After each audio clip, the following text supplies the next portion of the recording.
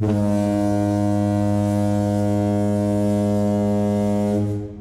there, part-timers. Once again, this is Anton from Anton Will Bay. Thank you guys for stopping by the collection room. Today, we're going to take some more looks at Guardians of the Galaxy. We're up to 37, 38, 39, and 40. We are over halfway through this series because it was not that long of a run. 62 issues, I believe, but nevertheless, it is a series that holds a very fond place in my heart. Even though it's got Dormammu roaming around in it, Oven Head. So, as I've said before, this was one of the early series that I pulled out of quarter bins when I first started collecting and going to comic book stores and finding quarter bins in the 90s and building this entire set. And I built the entire collection out of 25-cent comics, which is just unbelievable. I had to pay a lot more to get that back. Of course, because the silly movie came out, which isn't even associated with this book at all. But still, it raises the price of this book. This is by far a version of Guardians I prefer way over the movie version. And the Groot, all that silliness. I would take this any day. But the principle about it that I love is fairly similar, which is this is kind of an offshoot story from the Marvel Universe, and so it can kind of just be whatever it wants. You can dip into like old characters, as we see often. We got Wolverine's daughter. Doctor Doom is here for some reason. And at the same time, we're in the year 3000, you know. Wolverine's descendant, great-great-great-great-grandchild. It's kind of wild stuff like that. But they could do that because it's in the year 3000 and nobody cares. It doesn't affect the modern world. And that gave it a freedom to explore different plot ideas that you could not normally do in the Marvel Universe. I did not hate the Mario Brothers movie. In fact, when me and my brother first rented it, as soon as we got done, we rewound that tape. We watched it again. We just sat there kind of stunned. And then we watched it again. We liked it. I did not hate it. He's topless. Or she's topless. He has no hair. Vance Astro. The Beyonder. What's the Beyonder doing here? Anyway, other than one issue that I have come across in this series that has terrible, stupid art, the rest of the book has fantastic art. Literally no complaints. Like coloring, panel work is a little bland at times, but like the art is just top notch. It feels fun, vibrant, and other than just like I said, one issue that looked way off, everything else has been just top notch for such a side book for everybody else. I thought it was very nice.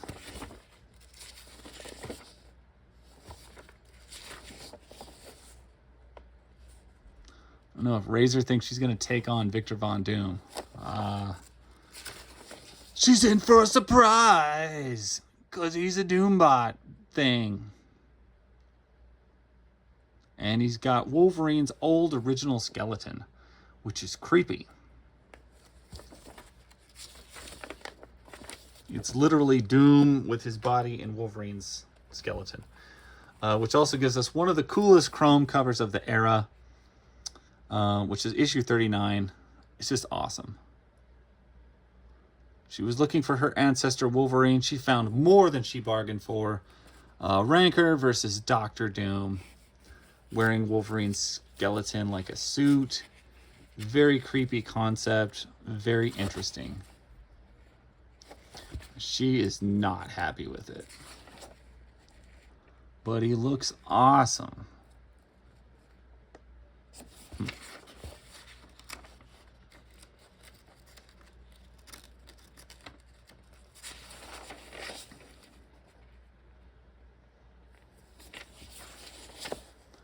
So you get a pretty nice showdown with that. I think she's got one of Wolverine's old claws or something that does work to cut adamantium. And wow, that guy grew big.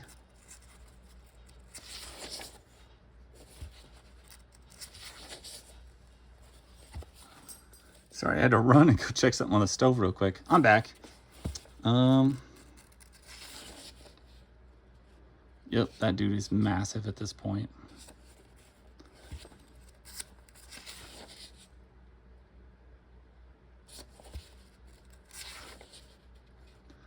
So you got a nice big panel fight. Looks excellent. You got Alita, the hottest one here, jumping back into the book. Ugh, massive pit filled with bodies, hundreds of bodies.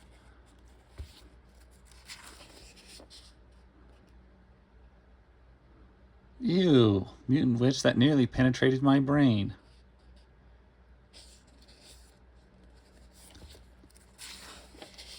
Well, that's terrible when that happens.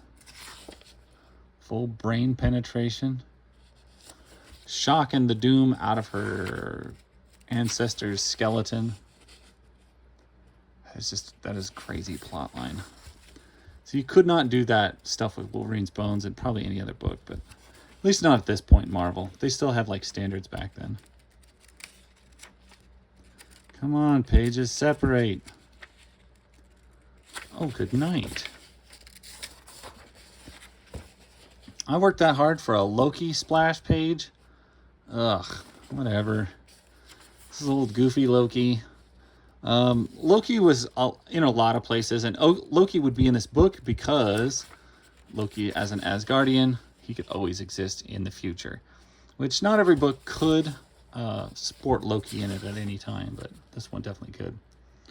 Boy, they give us a lot of full panel pages in this book, and they are fantastic, and all of this art is looking great. I don't remember if Rancor actually joins the Guardians at some point. What? He's the president? Madness. Issue 40 versus Composite, the deadliest Inhuman of all. Charlie looks like he's gone to prison. And I don't remember this book giving us this many. He's totally touching her butt. All touching the butt. But yeah, I don't remember this series originally giving us so many full splash pages. But looking back through it, I'm really grateful that they do. Some of these are just fantastic. You could definitely have Alita in the book more. Alita and Starhawk are the most interesting to me in the later series.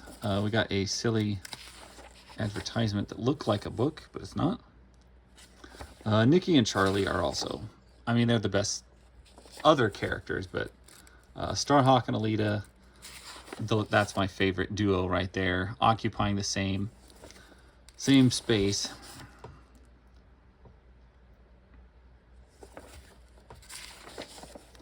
Loki being a wiener. Alita having to deal with him. Normally, I hate the space textured suits, but Alita, with where she borders it with the strong yellows, just looks fantastic. Another nice full page splash. That's awesome. Excellent work. I like it very much. I'm going to throw these back up here. Throw up. And I'm going to probably go check my supper. Anyway, hope you guys are enjoying these Guardians of the Galaxies. I'm just so thrilled to be going back through them again. It's been so many years. One of my more favorite complete series I ever collected. So catch you guys later. Bye, part-timers.